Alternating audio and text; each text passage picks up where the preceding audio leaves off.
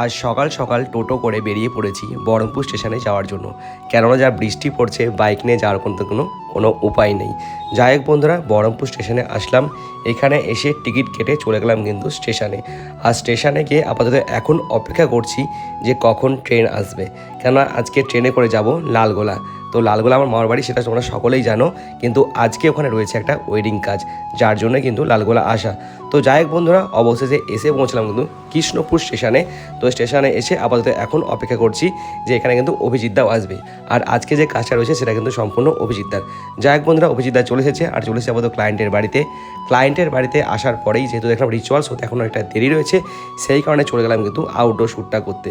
আর এদিকে outdoor shoot করার সঙ্গে সঙ্গে কিন্তু আমরা বেরিয়ে পড়লাম আপাতত জল পুড়তে। আর আকাশে যা মেঘ করেছে, মনে হচ্ছে বৃষ্টি এখনই আসবে। আর গঙ্গায় এত জল বেড়েছে যেটা তোমরা দেখতেই পাচ্ছ, পুরো গঙ্গা ভর্তি জল এখন। তো যাই হোক বন্ধুরা, এদিকে চরম মেঘ উঠেছে, বৃষ্টি নামলো বলে তো আমরা ঝটপট দৌড়ে চলে যাচ্ছিলাম যে কোনো একটা সেফ জায়গায় গিয়ে দাঁড়াতে হবে, কেননা কাছে ক্যামেরা রয়েছে। আর এইদিকে মাঝে সময়কে রেখেছে অনেকটা, এখন বাজে ঘড়ি কাটায় রাত্রি 2টো। আর এই সময় রয়েছে বিয়ের লগ্ন।